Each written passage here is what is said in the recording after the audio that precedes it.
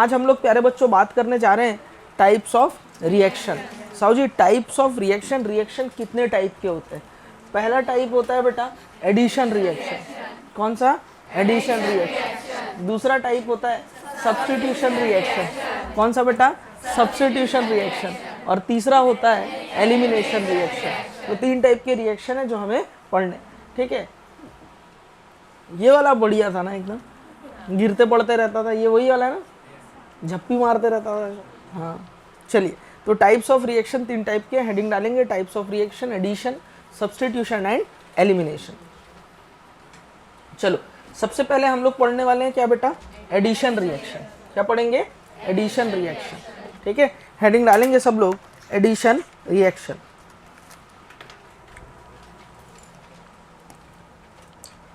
देखो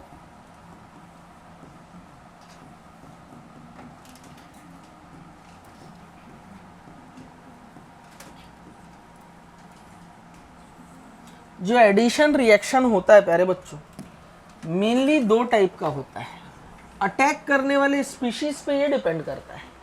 अगर अटैक करने वाला स्पीशीज आयन हो, इसका मतलब आयन 2 टाइप का होगा, या तो इलेक्ट्रोफाइल या तो न्यूक्लियोफाइल। तो आयनिक मैकेनिज्म होगा। क्या होगा बेटा? आयनिक एडिशन रिएक्शन। आयनिक एडिशन रिएक्शन होगा। आयन बने कैसे होते हैं बताओ? होमोलिसिस से, हेट्रोलिसिस से? हेट्रोलिसिस से। शाबाश। तो यहाँ हेट्रोलिसिस की कंडीशन अप्लाई हो रही है, समझ रहे हो ना? ठीक है। अगर अटैक करने वाला स्पीशीज फ्री रेडिकल हो, क्या हो बेटा? Free radical. अटैक करने वाला स्पीशीज क्या हो? फ्री रेडिकल हो। तो यहाँ पर होगा फ्री रेडिकल एडिशन रिएक्शन। क्या होगा? Free radical addition reaction.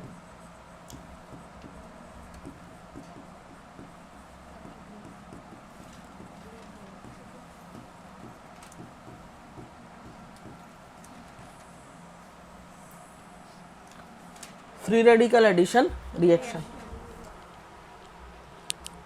Free radical addition reaction, है ना? ठीक है। आयन 2 टाइप का अटैक कर सकता है, या तो attacking if attacking species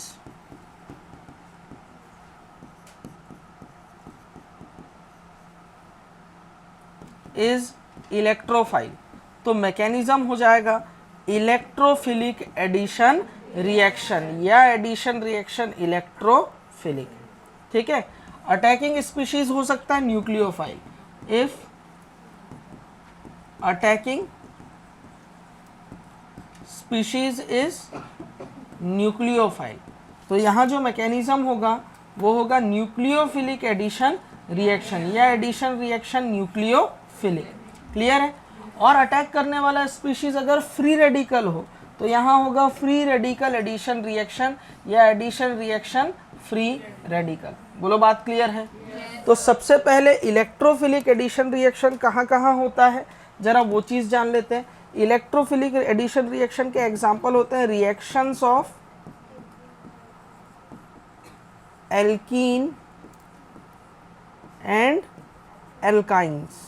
alkene और एल्काइन की रिएक्शन होती है इलेक्ट्रोफिलिक एडिशन रिएक्शन, ठीक है। चलो न्यूक्लियोफिलिक एडिशन रिएक्शन कहाँ होता है? ठीक है, जिससे पूछूंगा वो बताएगा, चुप रहना सब, ठीक है। पूनम कुछ बोलना चाह रही है, पूनम बताएगी।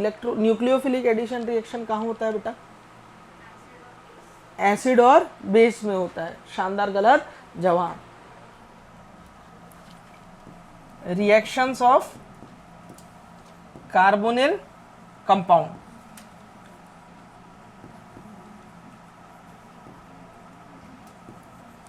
and cyanide, reaction of alkene and alkyne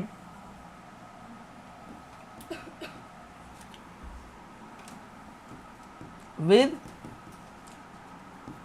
HBr in presence of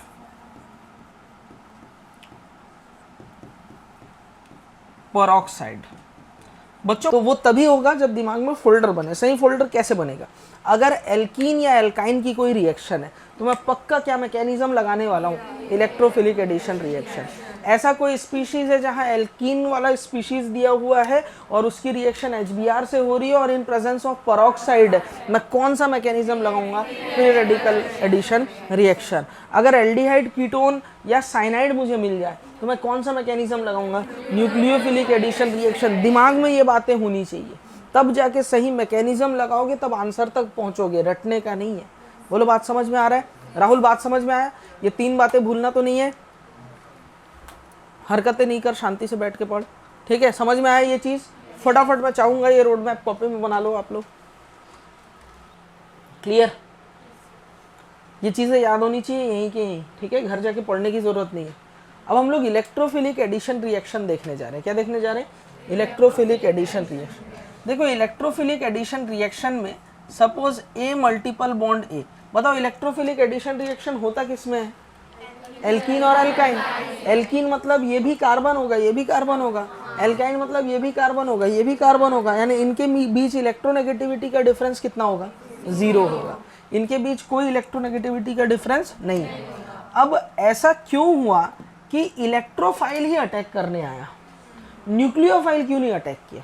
भाई सॉल्यूशन के अंदर इलेक्ट्रोफाइल भी रहते हैं और न्यूक्लियोफाइल भी रहते हैं, लेकिन अटैक करने इलेक्ट्रोफाइल ही क्यों गया? क्यों यहाँ मैकेनिज्म इलेक्ट्रोफिलिक एडिशन रिएक्शन हुई, क्यों यहाँ पर न्यूक्लियोफिलिक एडिशन रिएक्शन नहीं हुआ? वो बात को समझते हैं। न्यूक्लियोफाइल भी था, ये भी चाहती थी अटैक करना, ये अटैक करने जाती है, ठीक है? ये ए बेचारा सख्त निकल जाता है, ये बोलता है मैं नहीं पिघलूंगा, ठीक है? तो कितनों न्यूक्लियोफाइल मेरे को इलेक्ट्रॉन का लालच दे दे, मेरे पास मेरे भाई के जो पाई इलेक्ट्रॉन है मैं इसको छोड़ के नहीं जाऊंगा। वैसे भी ये नेगेटिव चार्ज है, loosely bonded electron, pi electron भी लूजली बॉन्डेड इलेक्ट्रॉन होता है। तो एक तरीके से यहाँ पर negative charge pi electron repulsion है, ऊपर से क्या है ना, larger size of nucleophile, larger size होता है किसका? न्यूक्लियोफाइल। न्यूक्लियोफाइल का साइज बड़ा है, तो इस वजह से ये अटैक नहीं कर पाता। समझ में आ रही बात? न्यूक्लियोफाइल का साइज क्या होता है? बड़ा होता है, तो इस वजह से अटैक नहीं कर पाता। अब अटैक करने की जिम्मेदारी किसकी आई? इलेक्ट्रोफाइल की। तो ये वाला ए तो कुछ नहीं पिघला यहाँ पर, ये वाला ए बेचारा थोड़ा सा कमजोर पड़ गया। ये क्या करता है? इन पाई इलेक्ट्रॉन को ब्रेक करके अपने पास ले लेता है और उन पाई इलेक्ट्रॉनों को सप्लाई कर देता है इलेक्ट्रोफाइल की तरफ। बोलो समझ में आ रहा है क्या बोलना चाह रहा है? दोस्त से उधारी लिया और उधारी खर्चा कहीं और कर रहा है, समझदार हो तुम। बोलो बात क्लियर है? ठीक है। तो रिंकू सिंह बात को समझना। अब यहाँ पर क्या हो जाएगा? ए पे आ जाएगा पॉजिटिव चार्ज और ये हो गया ए, और यहाँ पर पार्शियल, ये जो पाई बॉन्ड जो ब्रेक हो रहा है वो कुछ यहाँ पर पार्शियल डबल बॉन्ड जैसा दिखेगा और यहाँ पर इलेक्ट्रोफाइल के साथ वो बॉन्ड फॉर्म होता दिखेगा। बोलो दिखेगा? दिख रहा है ना सभी को? यहाँ पर पाई इलेक्ट्रॉन यहाँ से यहाँ जा रहे हैं और इलेक्ट्रॉन यहाँ पर सिग्मा बॉन्ड बना दे रहे हैं। इलेक्ट्रॉन का फ्लो ऐसा हो रहा है, ये वाला बॉन्ड जो हो रहा है ये ब्रेक हो रहा है, ये वाला बॉन्ड जो हो रहा है फॉर्म हो रहा है। जैसे जैसे ये रिएक्शन प्रोग्रेस हो रही है, इलेक्ट्रोफाइल का पॉजिटिव चार्ज कम होगा और ए पे पॉजिटिव चार्ज बढ़ेगा। जितनी चार्ज में यहाँ कमी आएगी उतनी ही चार्ज में यहाँ पर क्या होगा बेटा? प्रोग्रेस होगा, चार्ज धीरे धीरे उतना ही बढ़ने लगेगा। ये बात सबको समझ में आई? ये तो है रिएक्टेंट। क्या है बेटा? रिएक्टेंट। और ये जो आप देख रहे हो ये ट्रांजिशन स्टेट है। क्या है? Transition state. ये स्टेप नंबर फर्स्ट जो बहुत टाइम लेता है, स्लो स्टेप है ये। क्या है बेटा? Slow step. और केमिकल काइनेटिक्स पढ़ा हुआ बच्चा मेरी क्लास में बैठा है, अब वो चिल्ला चिल्ला के बोलेगा सर स्लो स्टेप है, इसका मतलब ये रिएक्शन का क्या है? RDS। RDS यानी रेट डिटरमाइनिंग स्टेप। यानी इस रिएक्शन में इलेक्ट्रोफाइल का जुड़ना ही RDS है, इसीलिए इस रिएक्शन की मैकेनिज्म को मैं बोलूंगा इलेक्ट्रोफिलिक एडिशन रिएक्शन। मैं ये नहीं बोल रहा हूँ कि इलेक्ट्रोफिलिक एडिशन रिएक्शन में सिर्फ इलेक्ट्रोफाइल ही जुड़ेगा। अभी देखना न्यूक्लियोफाइल जो अटैक कर रही थी, यहाँ मौका मिलेगा तब जुड़ जाएगी। जुड़ते दोनों है, इलेक्ट्रोफाइल भी जुड़ेगा और न्यूक्लियोफाइल भी जुड़ेगा, दोनों एक साथ रहते हैं, जोड़े में रहते हैं। बोलो बात समझ में आ रहा है मैं क्या बोलना चाह रहा हूँ? जुड़ेंगे दोनों ही, लेकिन अभी फिलहाल कौन जुड़ा है यहाँ? इलेक्ट्रोफाइल जुड़ेगा। अब जैसे ट्रांजिशन स्टेट कंप्लीट होता है, ए पे आ जाएगा पॉजिटिव चार्ज और यहाँ पर क्या बन जाएगा बेटा? इलेक्ट्रोफाइल जुड़ चुका है। इस स्पीशीज को बोलते हैं, थोड़ी देर के लिए रिएक्शन यहाँ आके रेस्ट करती है, ठीक है, इसको बोलते हैं इंटरमीडिएट। क्या बोलते हैं बेटा? इंटरमीडिएट। अब इंटरमीडिएट बनने के बाद अगला स्टेप जो कि स्टेप नंबर 2 है और जो कि बहुत तेजी से होता है, फास्ट होता है, यहाँ न्यूक्लियोफाइल अटैक करेगी। बताओ न्यूक्लियोफाइल को क्या चाहिए? पॉजिटिव चार्ज चाहिए। ये इलेक्ट्रॉन की सप्लाई करने लगेगी, इस पॉजिटिव चार्ज को इलेक्ट्रॉन दे करके बॉन्ड फॉर्म करने लगेगी। तो अब यहाँ पर फाइनली हमको क्या मिल जाएगा बेटा? प्रोडक्ट मिल जाएगा। ए, ये रही न्यूक्लियोफाइल, ये है ए, और ये रही कौन बेटा? इलेक्ट्रोफाइल। ये क्या है बेटा? प्रोडक्ट है। आप देख रहे होंगे जो दूरियां कभी ए और ए के बीच कम हुआ करती थी, किसी इलेक्ट्रोफाइल के अटैक के चक्कर में वो दूरियां बढ़ चुकी है, यानी बॉन्ड लेंथ बढ़ चुका है, डबल बॉन्ड से सिंगल बॉन्ड कैरेक्टर आ चुका है। बोलो बात समझ में आ रहा है? तो ये पूरा मैकेनिज्म है किसका? इलेक्ट्रोफिलिक एडिशन रिएक्शन का। आज से आपको, आज से, मैंने इतने दिन बोला कि घर में जाके पढ़ने की जरूरत नहीं है, आज से आप लोग को क्या करना है? रफ कॉपी पेन लेके लिख लिख के इनकी प्रैक्टिस करनी है। पहले एक बार कॉपी में सुंदर सा लिखोगे, फिर घर में प्रैक्टिस करना है। और हेलो, तो ओवरऑल हो क्या रहा है हमारे पास में? एल्कीन या एल्काइन हो सकता है, बोलो होगा? इनकी रिएक्शन स्टेप नंबर 1 जो कि क्या होगा? आरडीएस होगा, इलेक्ट्रोफाइल अटैक करेगा, और ये कार्बन है तो कार्बन पे पॉजिटिव चार्ज आएगा, यानी carb cation as intermediate form होगा। और जब भी कार्ब कैटायन इंटरमीडिएट के फॉर्म में फॉर्म होता है तो कसम भगवान गणेश की एक फिनोमिना यहाँ होता है, जो हो भी सकता है और नहीं भी हो सकता है। उसको बोलते हैं कार्ब कैटायन रीअरेंजमेंट। क्या बोलते हैं? Carb cation rearrangement. क्या होता है कार्ब कैटायन रीअरेंजमेंट? किधर ट्रांसफर होता है वो नहीं पता, मैं नहीं बताऊंगा। हाँ बताओ। ज्यादा, जहां अल्फा हाइड्रोजन ज्यादा हो। अब मैं इस रूल की धज्जियां उड़ाने वाला हूं आने वाले 10 से 20 मिनट में। अगर ऐसा लगता है कार्ब कैटायन रीअरेंजमेंट में ऐसा होता है कि पॉजिटिव चार्ज उधर जाता है जिधर जाने पर अल्फा हाइड्रोजन बढ़ जाए, तो ऐसे तो कार्ब कैटायन रीअरेंजमेंट नहीं होने वाला। मैं ऐसे कई केसेस बताऊंगा जहां कार्ब कैटायन रीअरेंजमेंट की हम लोग धज्जियां उड़ाएंगे, ठीक है? ऐसा रूल नहीं होता। एक्चुअली में कार्ब कैटायन रीअरेंजमेंट क्या होता है? कार्ब कैटायन रीअरेंजमेंट में कोई less stable carb cation more stable carb cation की तरफ कन्वर्ट होता है, और ये स्टेबिलिटी बढ़नी चाहिए वाया रेजोनेंस और हाइपर कंजुगेशन। आपको सिर्फ अल्फा हाइड्रोजन बता दिया गया है, लेकिन सिर्फ अल्फा हाइड्रोजन इसका रीजन नहीं है। इससे ज्यादा प्रायोरिटी आप किसको दोगे बेटा? रेजोनेंस को दोगे। अगर कोई स्पीशीज ऐसा लेस स्टेबल से मोर स्टेबल बन रहा हो और मोर स्टेबल में रेजोनेंस बढ़ रहा हो या रेजोनेंस हो रहा हो, तो रिएक्शन उस डायरेक्शन में शिफ्ट हो जाएगी, भले अल्फा हाइड्रोजन कम हो जाए। तो अल्फा हाइड्रोजन को दिमाग में, मैं यही आवाज निकालना चाह रहा था। आप देखना कितने मिथ हमारे दिमाग में बसे हुए हैं ऑर्गेनिक केमिस्ट्री में, सब चीज निकलने वाला है धीरे धीरे करके। बसा के मत रखना, ना तो डाउट आ जाएगा। क्लियर है? पुरानी चीजें डिलीट करते जाना है। मैं एक बार पूछ चुका हूँ, देखिए जो अल्फा हाइड्रोजन जिसका मुझे डर था वही पढ़ के बच्चा आया हुआ है, ठीक है? तो इन चीजों को हटाना है दिमाग से पहले। बोलो क्लियर है? ठीक है। तो अल्फा हाइड्रोजन बढ़ते हैं वहां नहीं जाता, कहाँ बढ़ जाता है? जहां रेजोनेंस भी नहीं, जहां स्टेबिलिटी बढ़ जाए। अब वो स्टेबिलिटी बढ़ने के दो रास्ते, या तो रेजोनेंस से बढ़ जाए या तो किससे बढ़ जाए बेटा? हाइपर कंजुगेशन से। अब देखो कार्ब कैटायन फॉर्म हुआ है एज इंटरमीडिएट, तो यहाँ मैं बोल सकता हूँ शैली पांडे शांति से बैठना बेटा, इधर उधर क्यों हिलते डुलते रहती है? कार्ब कैटायन, और बगल में भी बोल दे rearrangement may be possible, may be possible, हो भी सकता है और नहीं भी हो सकता है। अब कब होगा कब नहीं होगा मैं आगे बताऊंगा। उसके बाद अगले स्टेप में कौन अटैक करता है? स्टेप नंबर 2, और ये फास्ट होता है। कौन अटैक करता है? न्यूक्लियोफाइल। और फाइनली हमारे पास क्या बन जाता है? प्रोडक्ट बन जाता है। इसे ही कहते हैं क्या बेटा? Electrophilic addition reaction. लिख लो।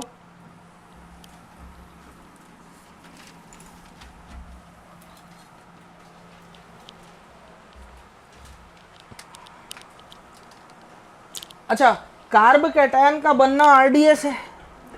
इधर देखो, कार्ब कैटायन का बनना आरडीएस है, क्या मैं बोल सकता हूँ reactivity of alkene and alkyne is directly proportional to stability of carb cation?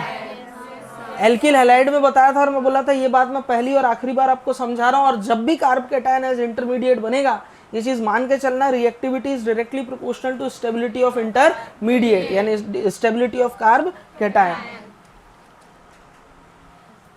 अब जनरल मैकेनिज्म को समझते हैं, ठीक है। ये जो मैकेनिज्म समझाने जा रहा हूँ, मतलब अभी आने वाला जो लेक्चर का जो भी समय होगा बीतेगा, जो भी समय बीतेगा, जिन पॉइंट्स को मैं लिखाऊंगा वहाँ से एक क्वेश्चन इस साल पक्का आएगा। ना आए तो मेरे को बता देना, मैं पढ़ाने से संन्यास ले लूँगा, ठीक है। ऑन कैमरा बोल रहा हूँ, मतलब यहाँ से एक क्वेश्चन पक्का आने वाला है। गौर से देखना। देखो हमारे पास क्या है, RCH डबल बॉन्ड CH2, यही है, ठीक है। तो देखो मैं यहाँ पर दो तरीके से अटैक कर सकता हूँ। पहले तो इलेक्ट्रोफाइल ऐसे अटैक कर सकता है। कैसे अटैक कर सकता है? स्टेप नंबर फर्स्ट में इलेक्ट्रोफाइल है, मैं ये कोई एल्कीन लिखा हूँ, ठीक है। इस केस में क्या हो सकता है, पहले केस में क्या होगा, ये वाला बॉन्ड होगा ब्रेक और ये वाला बॉन्ड होगा फॉर्म। तो जो इंटरमीडिएट बनेगा वो होगा RCH पे प्लस और यहाँ हो जाएगा CH2 और यहाँ हो जाएगा इलेक्ट्रोफाइल। इसको मैं नाम दे रहा हूँ इंटरमीडिएट नंबर फर्स्ट। क्लियर है? ठीक है। चलो दूसरा केस ऐसा हो सकता था, ये हमारे पास में कौन है बेटा, इलेक्ट्रोफाइल। अब क्या हो सकता है बेटा, इलेक्ट्रोफाइल जो है ना, ये इलेक्ट्रॉन यहाँ से बॉन्ड ब्रेक हो, ये वाला बॉन्ड ब्रेक हो और ये वाला बॉन्ड फॉर्म हो। इस बार इलेक्ट्रोफाइल इस कार्बन पे अटैक कर रहा है। पहले वाले केस में किस कार्बन पे अटैक किया था, उधर वाले पे। इस बार अटैक किधर किया, इधर वाले पे। तो अब जो इंटरमीडिएट बनेगा वो कैसा दिखेगा, RCH, यहाँ हो जाएगा इलेक्ट्रोफाइल, ये हो जाएगा CH2 और यहाँ हो जाएगा प्लस। ये क्या है बेटा, इंटरमीडिएट नंबर सेकेंड। बताओ इन दोनों में कौन सा ज्यादा स्टेबल होगा, फर्स्ट वाला कि सेकेंड वाला? फर्स्ट वाला। क्यों फर्स्ट वाला ज्यादा स्टेबल होगा, क्यों बताओ, बोलो। 2 प्लस आई है, कहाँ प्लस आई है, एक यहाँ एक यहाँ। अच्छा यहाँ पर प्लस आई एक लग रहा है, ऐसा ना? बिल्कुल गलत जवाब। देखो यहाँ पर 2 अल्फा हाइड्रोजन है, ठीक है। और एल्किल ग्रुप में अगर कार्बन उधर हुआ तो वो एडिशन है, मैं उसको नहीं गिन रहा हूँ। 2 अल्फा प्लस तो मिनिमम यहाँ दिख रहा है, ठीक है। जबकि यहाँ पर कितना दिख रहा है, 1 अल्फा हाइड्रोजन। तो हाइपर कंजुगेशन होने की वजह से ये वाला इंटरमीडिएट मोर स्टेबल होगा और ये वाला इंटरमीडिएट क्या होगा, लेस स्टेबल होगा। बोलो होगा नहीं होगा? अच्छा, मोर स्टेबल इंटरमीडिएट जो है ना, उससे बनने वाला प्रोडक्ट जो होगा, अब न्यूक्लियोफाइल अटैक करेगा स्टेप नंबर सेकेंड में, ये अटैक करके बॉन्ड फॉर्म करेगा। और जो कि मोर स्टेबल इंटरमीडिएट है, तो मोर स्टेबल इंटरमीडिएट से बनने वाला जो प्रोडक्ट होगा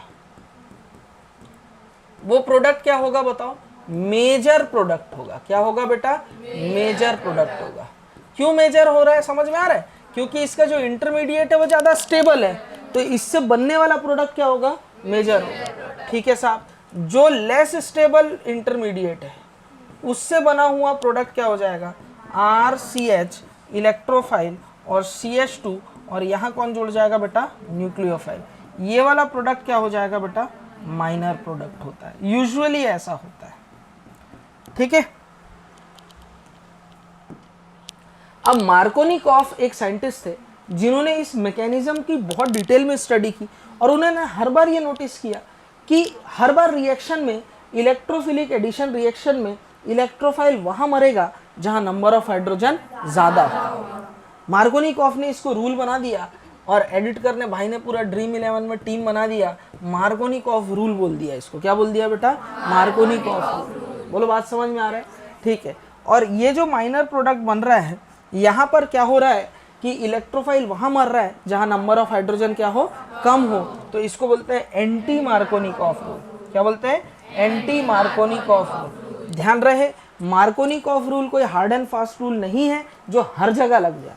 मैं फिर से बोल रहा हूँ, मैं मार्कोनिकॉफ रूल की भी धज्जियाँ उड़ा सकता हूँ। इस तरीके के स्पीशीज क्रिएट कर सकते हैं जिसमें मार्कोनिकॉफ रूल लगना चाहिए लेकिन लगेगा नहीं। रीजन सुन लो, सही रीजन पता होना चाहिए। जैसे alpha hydrogen carb cation rearrangement का सही रीजन क्या है? स्टेबिलिटी बढ़नी चाहिए वाया रेजोनेंस और हाइपर कंजुगेशन। और मार्कोनिकॉफ रूल क्या है? इलेक्ट्रोफाइल वहां अटैक करना चाहिए जहां बनने वाला इंटरमीडिएट क्या हो? मोर स्टेबल हो।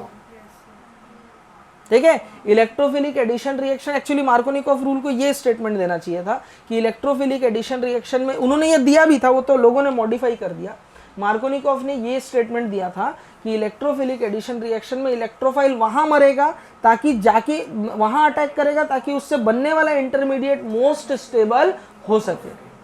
सपोज फॉर एग्जांपल अगर ये वाला इंटरमीडिएट मोस्ट स्टेबल होता तो ये मेजर हो जाता, तब एंटी मार्कोनिकॉफ वाला जो प्रोडक्ट है वो मेजर प्रोडक्ट हो जाता। समझ में आ रही बात मैं क्या बोल रहा हूँ? ठीक, लिखेंगे अभी इसको, पहले ये मैकेनिज्म को लिख लो। क्या ये मैकेनिज्म समझ में आया सभी को? किसको मार्कोनिकॉफ रूल बोलेंगे, किसको एंटी मार्कोनिकॉफ रूल बोलेंगे, समझ में आया? मार्कोनिकॉफ रूल क्या है मेरे साथ साथ बोलेंगे? इलेक्ट्रोफिलिक एडिशन रिएक्शन में इलेक्ट्रोफाइल वहां मरेगा जहां नंबर ऑफ हाइड्रोजन ज्यादा हो। एंटी मार्कोनिकॉफ रूल बोलना है इलेक्ट्रोफिलिक एडिशन रिएक्शन में हमें तो अपनों ने लूटा, गैरों में कहां दम था, और हमारा इलेक्ट्रोफाइल वहां डूबा जहां हाइड्रोजन और दाने दाने में केसर का दम था। बोलो बात समझ में आ रहा है? चलो लिखो जल्दी। लिखेंगे point number first, formation of carb cation is RDS, so reactivity of compound depends on stability of respective intermediate. लिखना है बेटा, formation of carb cation is RDS. Carb cation का बनना क्या है? आरडीएस है। तो इस वजह से क्या होगा? रिएक्टिविटी कंपाउंड का जो होगा which is directly proportional to stability of intermediate. समझ में आ रही बात? जो बात समझा ना वो इंटरमीडिएट बन रहा था, तो मैं लिख सकता हूं रिएक्टिविटी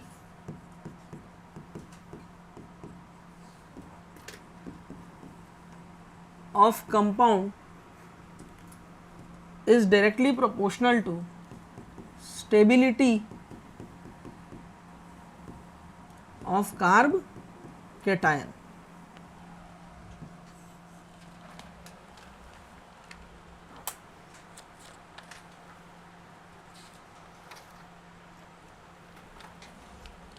जैसे इसको एक एग्जांपल से अगर मैं आपको समझाऊं,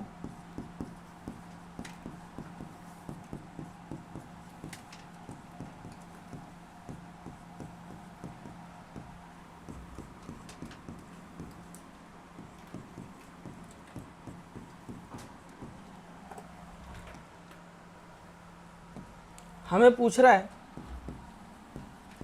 reactivity for electrophilic addition reaction.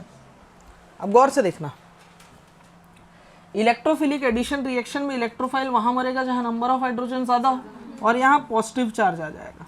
Electrophile के एडिशन के बाद यहां बनेगा CH3, CH पे प्लस चार्ज, और ये हो जाएगा CH2, और ये होगा इलेक्ट्रोफाइल। बताओ 3 और 2 5 अल्फा हाइड्रोजन है, बोलो है।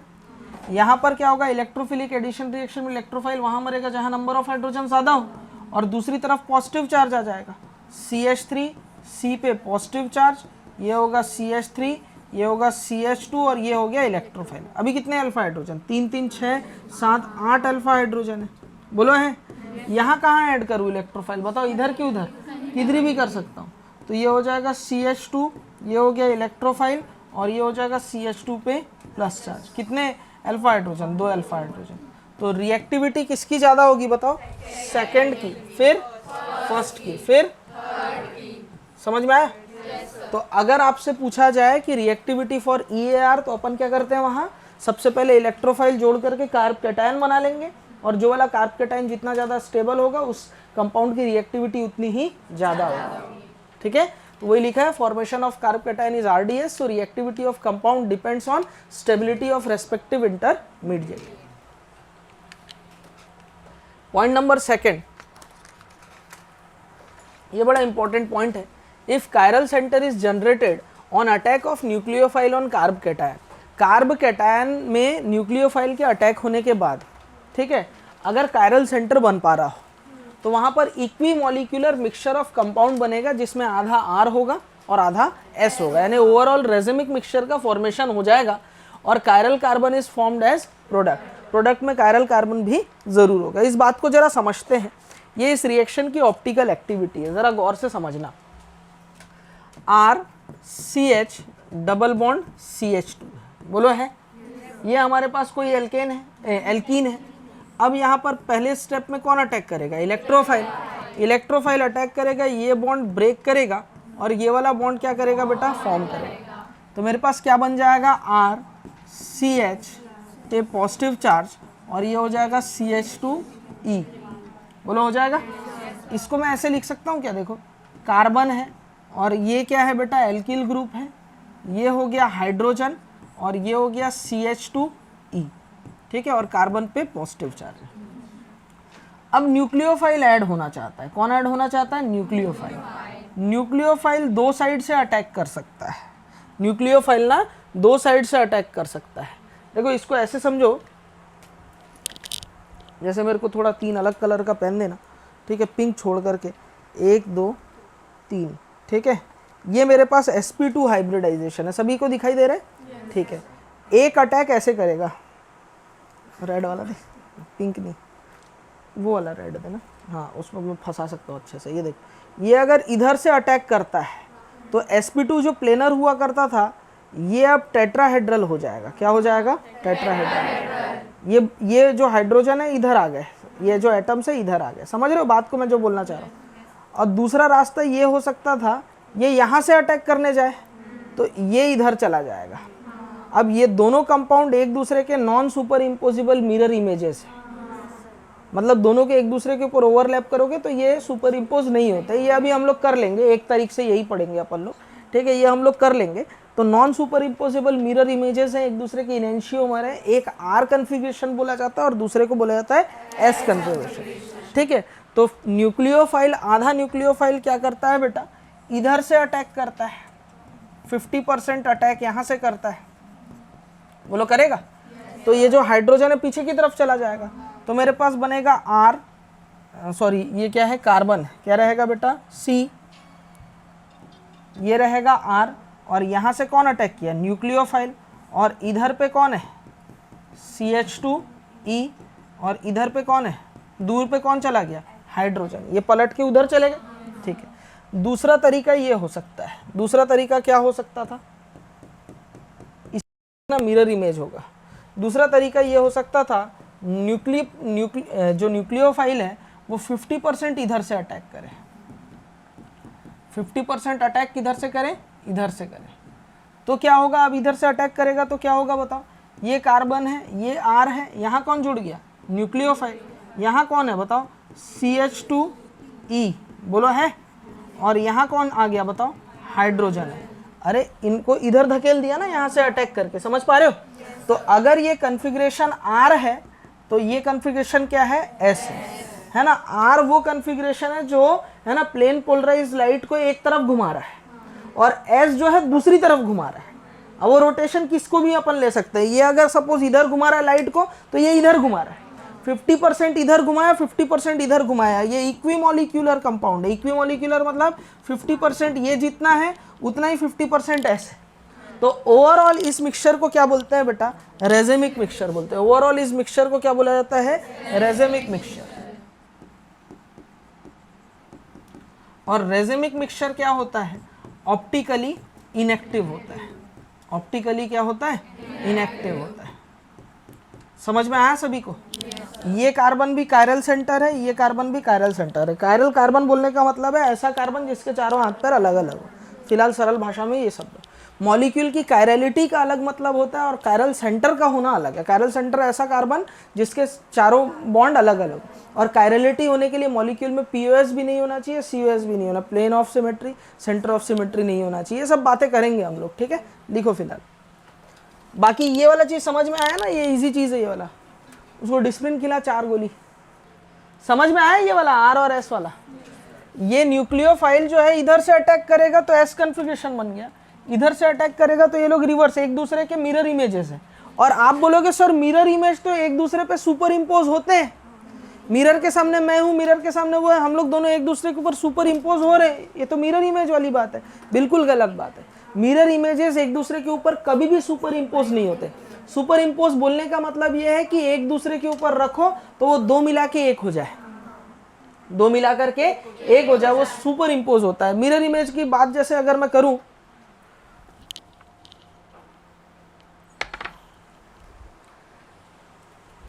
जैसे सपोज ये हाथ है और ये हाथ है, ये दोनों एक दूसरे के सुपर इम्पोजेबल मिरर, ये मिरर इमेज है ना, देखो है कि नहीं, ठीक है कि नहीं, ये देखो है मिरर इमेजेस। अब इनको मैं सुपर इम्पोज कर रहा हूं तो ये क्या, ये सुपर इम्पोज हो रहे, कहाँ हो रहे, ये तो मैं एक दूसरे के ऊपर रख रहा हूँ ना, ये देखो ये दो इमेजेस हो गए। इनको अगर सुपर इम्पोज कर रहा हूँ एक दूसरे के ऊपर, सुपर इम्पोज हो रहे हैं क्या, नहीं हो रहे ना, समझी बात को, एक दूसरे के ऊपर नॉन सुपर इम्पोजेबल है ये लोग। तो इस वजह से ये लोग क्या होते हैं बेटा, एक दूसरे के इनेंशियोमर होते हैं, ठीक है, और ऑप्टिकली इनएक्टिव है। 50% ये 50% ये, ठीक है, पढ़ेंगे इसको डिटेल में। इस ऑप्टिकल एक्टिविटी से ये आएगा एक क्वेश्चन, इसलिए इसको मैंने लीस्ट प्रायोरिटी रखा है, पूरा कर लेंगे उसके बाद लास्ट में उसको कर लेंगे। चलो हो गया यहाँ तक, ठीक है, फटाफट लिखो। अब हम लोग देखेंगे shifting of pi electrons of alkene and alkyne are mainly depends upon stability of carb cation. मैंने बोला पाई इलेक्ट्रॉन की शिफ्टिंग, ठीक है, पाई इलेक्ट्रॉन किस तरफ शिफ्ट होगा, या पाई इलेक्ट्रॉन की शिफ्टिंग बोल दो, या इलेक्ट्रोफाइल का जुड़ना। भाई ओवरऑल स्टेप नंबर फर्स्ट के बाद क्या बना था, कार्ब कैटायन बना था, तो इलेक्ट्रॉन, पाई इलेक्ट्रॉन की शिफ्टिंग भी उस डायरेक्शन में होगी, या इलेक्ट्रोफाइल भी वहां अटैक करेगा, जिसके अटैक के बाद बना हुआ जो इंटरमीडिएट है वो क्या हो जाए बेटा, स्टेबल हो जाए, मोर स्टेबल हो जाए। हमको उस डायरेक्शन में अटैक करवाना है जहां बना हुआ कार्ब कैटायन क्या हो बेटा, मोर स्टेबल हो। बात स्टेबिलिटी की है और कुछ नहीं है। लिखेंगे third, shifting of pi electrons of alkene and alkynes are mainly depends upon stability of carb cation. चलो नंबर फोर्थ, और यही सबसे ज्यादा इंपॉर्टेंट है, preferred attacking site for electrophile, Markovnikov rule, ठीक है। In electrophilic addition reaction of alkene and alkyne, electrophile preferably goes on that unsaturated carbon which is having more number of hydrogen atom. Rule based on stability of carb cation. मजा नहीं आ रहा है, मजा किस में आएगा, इलेक्ट्रोफिलिक एडिशन रिएक्शन में electrophile वहां मरेगा जहां नंबर ऑफ हाइड्रोजन ज्यादा। लिखो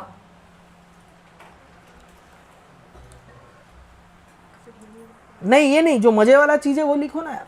इलेक्ट्रोफिलिक एडिशन रिएक्शन में, ये लिखना चाहो लिख लेना, इलेक्ट्रोफिलिक एडिशन रिएक्शन में इलेक्ट्रोफाइल वहां मरेगा, इलेक्ट्रोफाइल वहां लिखना है मैडम, इलेक्ट्रोफाइल वहां मरेगा जहां नंबर ऑफ हाइड्रोजन